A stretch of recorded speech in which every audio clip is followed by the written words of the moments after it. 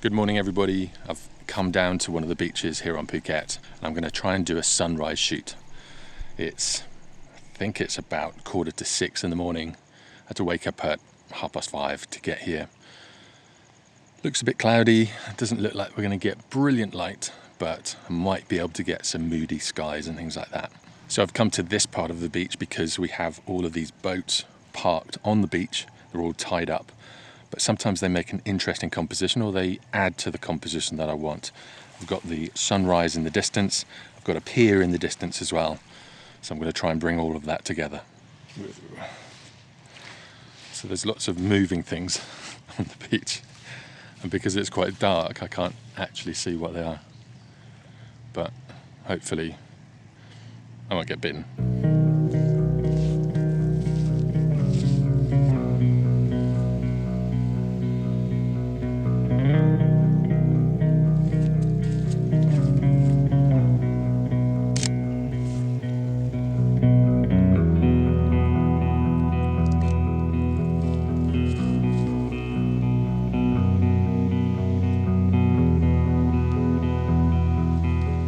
Now, one thing with doing photography in the tropics is that it is so humid, so the lenses do steam up so much.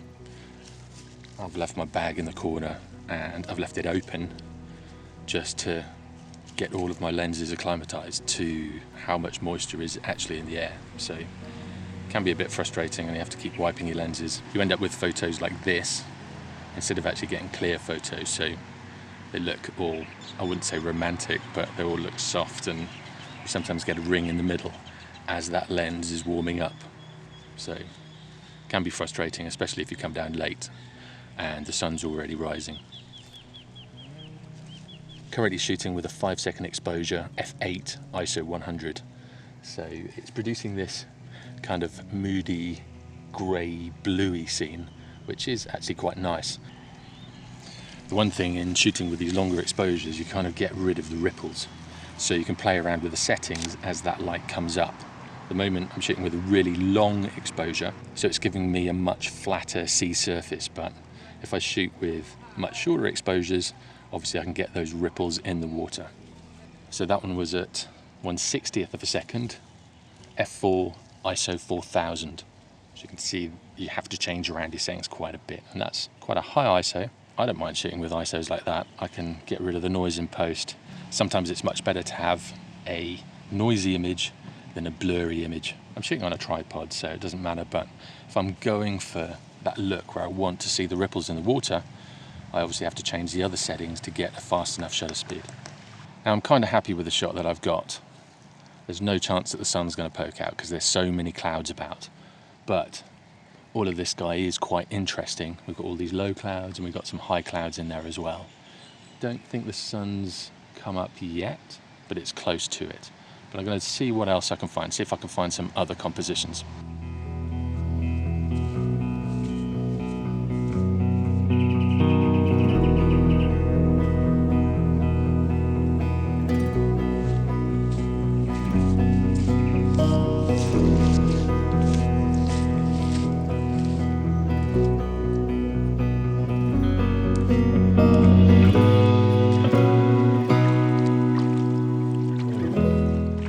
Now for this next composition, I've come into the water and I've isolated one of the boats. I think I've got one other boat in the distance, but that's about it. So I'm trying to really isolate it down, make the subject clear with just a really nice sky in the background, kind of a moody sky in the background. Keeping as still as possible because it's about ankle deep water. to try not to get too many ripples in the water. But again, I'm shooting with a 1.3 second exposure, so that should iron out that surface a little bit. It's getting brighter, so I might have to put an ND filter on in a minute, but at the moment it is smoothing the water out okay. Again, it's that moody shot. The sky is really kind of bluey grey colour, so it's a kind of a monotone shot. Could almost work as a black and white, really. Nice reflection. You can see the ripples in the sand. I was hoping the tide was going to drop a bit more this morning, but it seems to be sticking around and it seems not to want to go out again. But it is in the slack part of the tide, so it does take ages for that tide to go out. As for my settings, they're at 1.3 seconds exposure, ISO 50, and my aperture is at f16. So I'm playing around with those settings to keep the exposure under control, and I'm in manual mode as well. I'm actually using a manual lens at the moment as well, and it's 15mm, so it's a super wide lens. I might change down to the 25 in a little bit, but I'm going to use this one for now.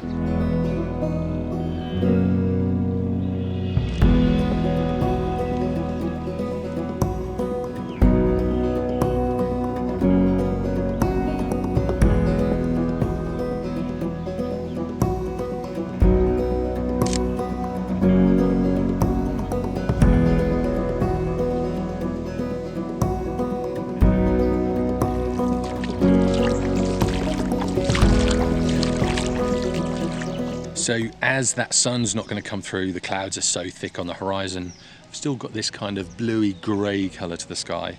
I'm going to put the ND on, try some long exposure shots. I've got the 15mm f4 from Nissi that I'm trying out at the moment, and it's quite an interesting lens. It's got a little bit of character. It's not the widest at f4, but I kind of like it. I'm also going to leave my camera bag on the beach because I don't want the risk of it going in the water. So I'm going to set everything else up on the beach, all ready to go. So I've got the least amount of stuff out with me over that water, because no one wants to drop any camera kit in the water, do they?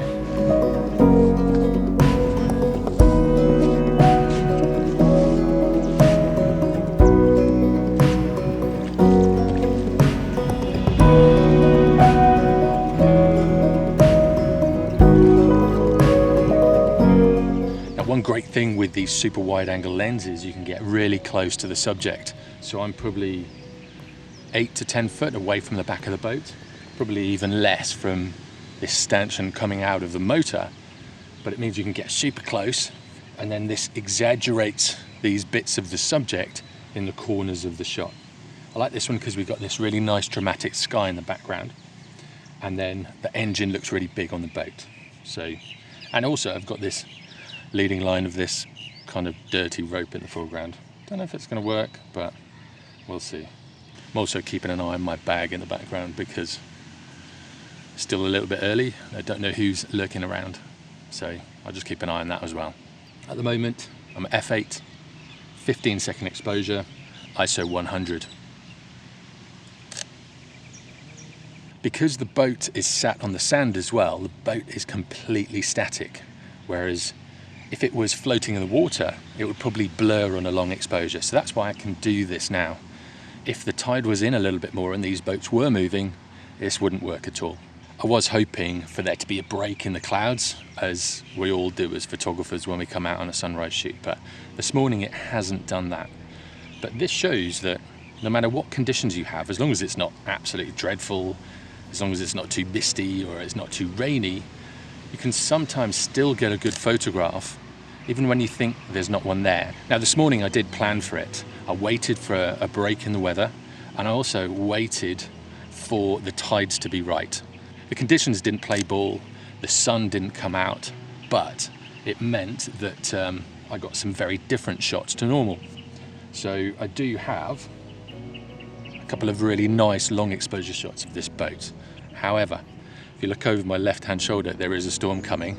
The wind's picking up a bit, so I think I'm going to have to head home before I get soaked.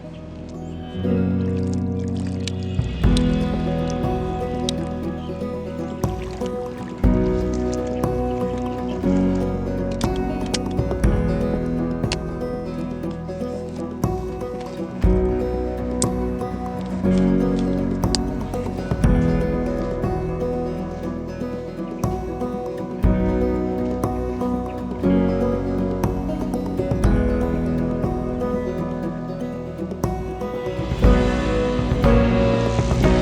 that rain's really coming in now, and I'm lucky I got off the beach when I did, because absolutely pouring down. Everyone's hiding under here. There's me and a guy, a fisherman, collecting stuff. But yeah, it's actually storming in. So probably time to wrap up and go home.